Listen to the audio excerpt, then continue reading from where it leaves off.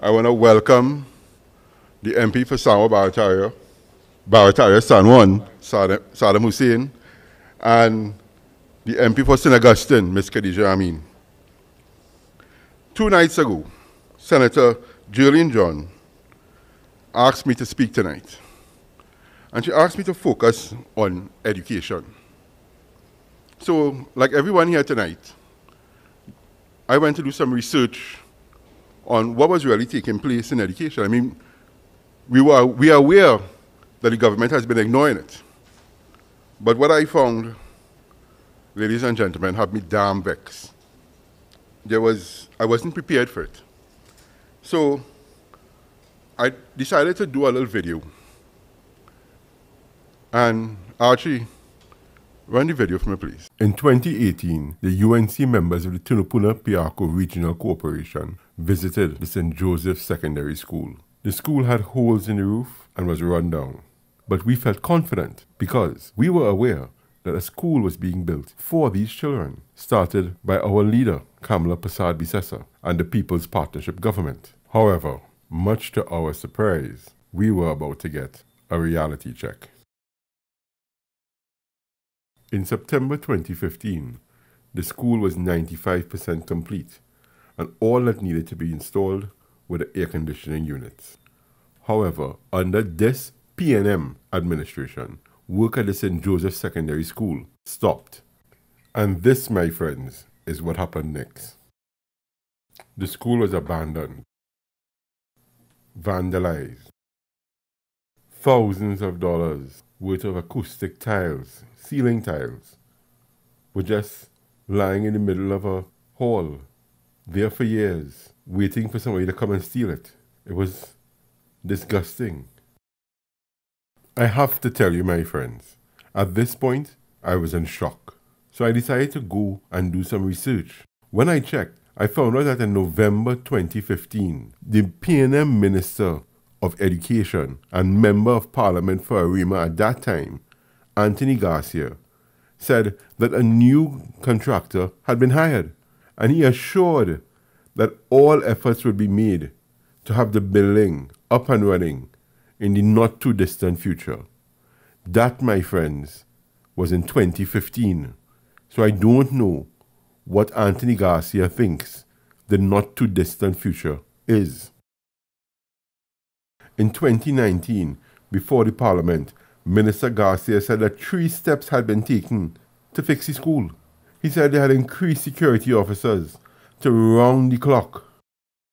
Minister Garcia said that the Ministry of Education had engaged a contractor to secure the site and in particular the materials. The current MP for Barataria San Juan and then Senator Saddam Hussein questioned how could this place still be called a construction site when it was 95% complete in 2015. Somebody needs to take responsibility for this.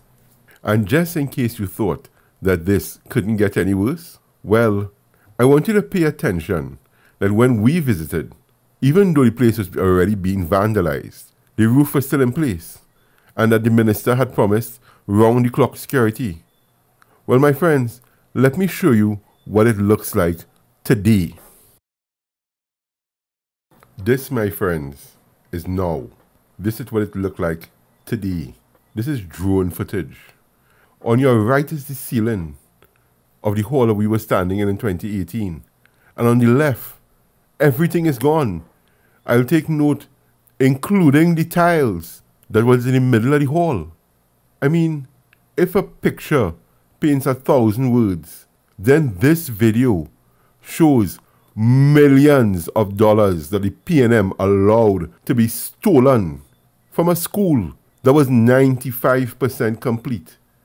All they needed to do was install an air conditioning system.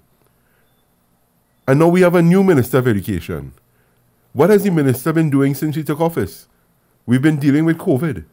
She hasn't had anything to do. I don't know if she pitched in marble inside of the ministry.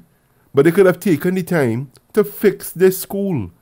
And it's not this school alone. This is not the only one. I mean, let's see what's going on just a few blocks away.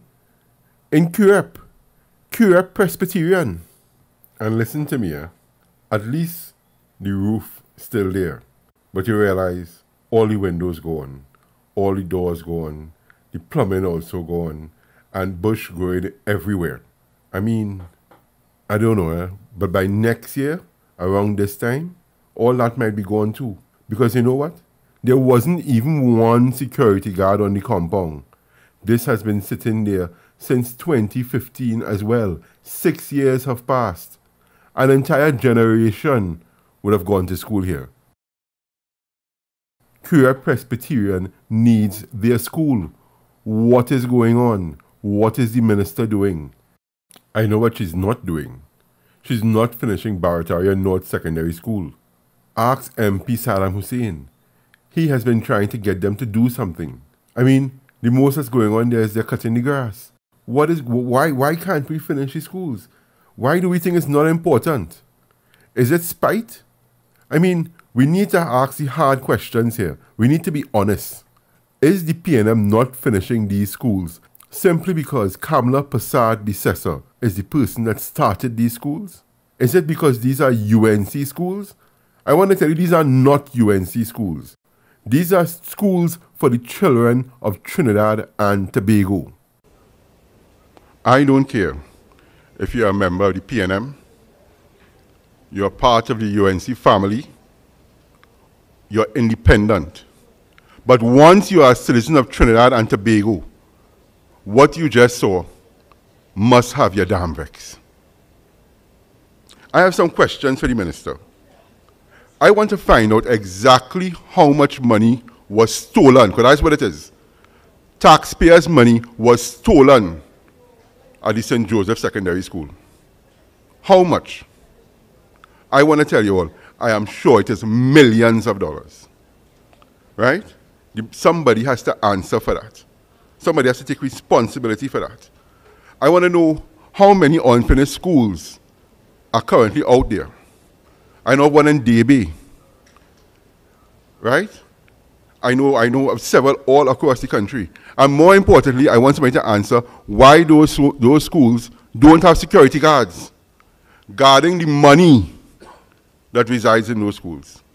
Because whether it is electrical or tiles or lighting or everything that's there has a monetary value. So by not securing those things, you are responsible for theft. Those are the questions that I need answered as fast as possible. I vex. I still vex.